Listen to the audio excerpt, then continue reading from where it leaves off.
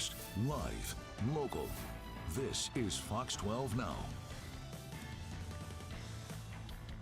Everyone, this is Fox 12 Now. I'm Greg Nibbler. Thanks for joining us today. I just wanted to pull that up right there. It is a live shot of the city of Portland from our Shriners cam. Let's look at a little fall-like out there, but it's not too bad. You can check up, of course, on the weather at kptv.com. And thank you for joining us here, being part of the show. We start live streaming every weekday, starting around 1 o'clock, going throughout the afternoon, covering a wide range of topics, and you can always share these segments afterward as well. What we're discussing today is a recent announcement that the city of Portland has received nearly $8 million in grant funds to help get rid of lead-based paint. We wanted to find out more about that and just how that money is going to be utilized and really about lead-based paint in Portland in general. And so to do so, we're joined now by Molly Luft from the Portland Housing Bureau. And Molly, thank you for being here and joining us to go through this. You know, I think for a lot of people, understanding, we're well aware of lead-based paint, but understanding how much of an issue it is, maybe something that a lot of people, including myself, need to be educated about.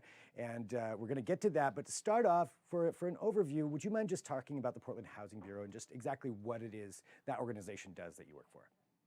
Sure, absolutely. And thanks so much for having me. Most of what the Housing Bureau does is fund the development of affordable housing. There's also a team that works to ensure renter protections for Portlanders, but the bulk of what we do is really funding new affordable housing and preserving affordable housing and regulating that affordable housing. There also is a small team of us that has the pleasure of working with folks that either rent or own their home to try and stay in those homes and to really work around anti-displacement work. So I'm part of that team. Working with this lead-based paint grant, but we also have other home repair grants that go out the door to nonprofits, some home repair loans for elderly homeowners and low-income homeowners to stay in those homes. Gotcha. So thank you for clarifying that too, and just giving an understanding of how that all works and some of those things. And you mentioned those grants, and that's what we're talking about here too. I want to make sure I get the name right. I was going to try to memorize it, but it's the Lead-Based Paint Hazard Reduction Grant Program. So it's a mouthful, but obviously has to do with lead-based paint. And can you tell us, what that grant is and maybe why the city of Portland was applying for this one? Yeah, absolutely. And it is a mouthful. The city's actually received these grant funds from HUD for over 25 years, and they're really specific to lead paint. So with the grant program, we're able to go out and do a full lead paint risk assessment. So we test every single painted surface in the home, both the outside and the inside, to see if there is or is not lead-based paint. We're able to take dust samples through the house to see if there's lead dust, which is the primary hazard for kiddos. We're able to take soil samples on the outside of the house to see if there's lead content in the soils. And then we're able to bring in trained abatement contractors to do work to remediate all those hazards that we identify. There's a little bit of supplemental health and safety money. If we do find lead, we can sometimes do some minor repairs around health and safety, but predominantly the grant's really, really specific to lead-based paint. And so that's a lot there that you're going to be going out and doing. So I guess the question is, after all of these years and decades really of knowing about lead-based paint, how prevalent of an issue is it still in the city of Portland? Yeah, great question. So they banned lead-based paint in 1978. So any house built before that, there's a chance of lead-based paint. I would say almost every house I go into that's built before 1960, we see some sort of lead hazard. Exterior homes pre-1960 are predominantly painted with lead-based paint. Old wood windows in pre-1940s homes often have lead-based paint on the window sashes and a lot of the frames. We see doors, cabinets, floors that are sometimes painted with lead-based paint. So with the grant funds, we can't always remove all of it. What HUD asked us to do is the most sort of cost reasonable repair possible. So on the outsides of homes, we're asking contractors to use lead safe work practice to stabilize paint and repaint over the top of those old lead-based paint layers. But on things like old wood windows, we're often able to replace that with a new vinyl window so that there's no friction surface to worry about, as that's one of the biggest hazards for dust hazards for kiddos on the interior windowsills. Interesting. Yeah, that's not even something I ever would have thought of as having a lead-based paint issue. So, yeah, and we've got a lot of old homes here in this city. We do. Yeah, there's a huge amount of housing stock, especially up in Northeast Portland with pre-1978 homes. But even in East Portland, we see a lot of pre-1960s. Yeah, I live in one of those. So now I'm thinking about this. So when you have this money that came in, it's almost $8 million, Yeah. So how do you decide how you're going to utilize that? How is it distributed, and who's going to be the beneficiary, I guess, of some of these different practices to remove the lead-based paint? Yeah, great question.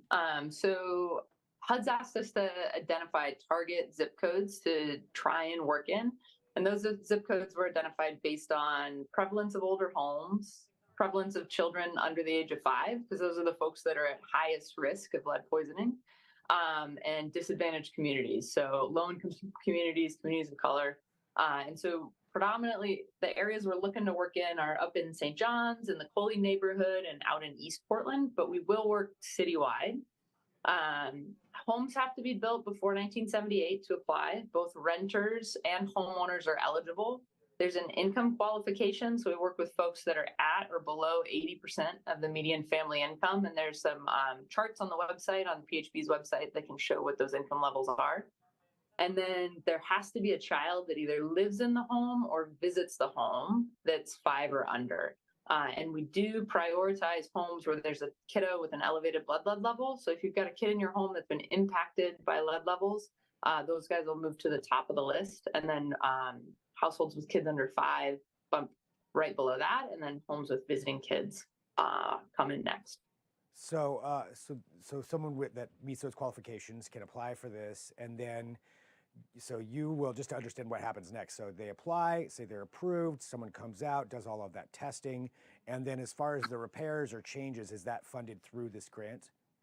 Yeah, absolutely. So essentially, we'll come out and do the testing, identify all the lead hazards, bring contractors in to bid the work, and then the grant funds cover all the remediation costs to get that work done. So it'll take us a couple months to get sort of up and running with the new grant funds, and there can be a little bit of a wait list when folks apply. But yeah, once they're sort of in the door and their application's approved, then we can get the ball moving to go get testing done, get contractors out to bid work, and to take care of all the lead hazards. And is this something they can apply for now, or did you need a couple of months to get it up and running? Folks can call in, and we're essentially holding a wait list here for the next month or so till we actually have the funds fully awarded. And then we'll be out collecting applications and getting folks enrolled. Just in general, for everyone out there, now for everybody to be more aware of lead-based paint and some of those issues, what are some concerns or things that people can look out for in their homes if they're in one of these pre-70s, 1960s homes? Yeah, that's a really good question. So things we're looking for are chipping, peeling, paint, and especially paint on friction surfaces. So lead is really heavy metal. And so what we're worried about is lead dust. The reason why we're so worried about kiddos is because kids under 5 have the most hand to mouth action. You think about a toddler that's crawling and then their hands might go into their mouth.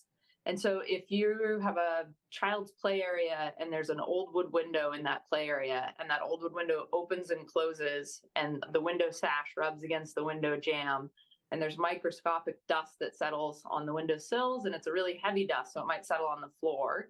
And then you've got a kiddo crawling in that area and their hands going into their mouth. That's the predominant way that lead gets into the bloodstream with kiddos. So with old homes, a big piece is just keeping them as clean as you possibly can. So wet cleaning floors and windowsills, making sure that painted surfaces are intact. So if there's chipping, peeling, if you're able to prime over that and repaint, just to keep surfaces intact is a great option. And then being really conscious on friction surfaces. So windows and doors and cabinets, if there's old paint and you can see it rubbing, there's a good chance that that's creating lead dust that could potentially be a hazard. And so getting the home tested if you're able with a risk assessment, or there are some at-home products you can use to test for lead-based paint. You could take paint chip samples to a lab to get tested. Multnomah County has a pretty robust program. They occasionally do free soil testing in the community. And there's a lead line that just provides public information to folks that have questions or concerns around lead. There's a lot of information out there about lead and water, but in Portland, we're really lucky to have not seen really any elevated blood lead levels from lead and water, but we do regularly see kiddos with elevated blood lead levels from lead and paint and the hazards associated with that. That was actually one of my last questions there too, is just to clarify for everyone, because you do see, around the country, there's a lot of places that do have lead pipes and the issues and concerns associated with that. Does Portland have any lead pipes, or is it really just not a concern too much for people here? Yeah, we're really lucky here. There's no lead in any of the service lines in Portland. So the only folks at risk of lead in water are folks with copper pipes. Where I think it's like late 70s to mid 80s that lead solder was used on copper pipes. And so folks in that age range of house, the Portland Water Bureau will provide free test kits for you to test your water at home if you're interested. Occasionally there can be brass in fixtures that might create like a very small elevated lead and water level. But again, overall, we're pretty lucky here in the Portland metro area that we've got really good water supply and service lines without any lead in them. We definitely see more lead and paint poisonings than we do lead and water poisonings here in Portland.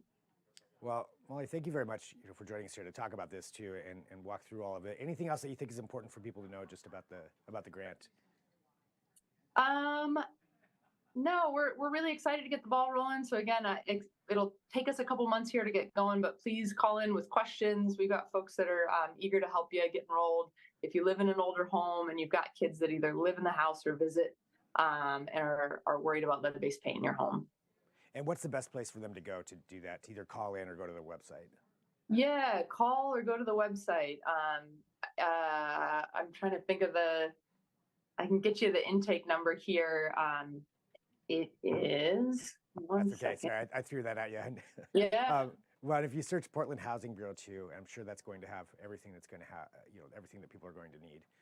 Yeah, the website's pretty robust. You can find our lead program, and you can also call 503-823-3336, and you'll either get Bev on the phone or get a call back with information about the programs here. Great. Well, thank you very much for joining us and walking through that and explaining, how this works. I think that was really beneficial, and now everybody can have a little better understanding too about lead-based paint here in this area and what to watch out for and if you should apply for that grant. Well, thank you very much, Molly. I really appreciate it. Thanks so much for having me on. Thanks, and for everybody who is watching, this is Fox 12 Now. We are live here throughout the afternoon. We're going to be back at 1:30 p.m., so just a few minutes away, and I'm going to be joined by a doctor from OHSU. They have just released the findings of a pretty remarkable study that shows sleep, which we all know is good for us, but sleep actually has even more benefits in that it could prevent cognitive decline in later years and maybe even some diseases. So we're going to be talking about that and what this means. Again, that's at 1:30 p.m., so you can join us right back on whatever platform you're on. That is where I'll be. I will talk to you then. I'm Greg Nibbler. This is Fox 12 Now.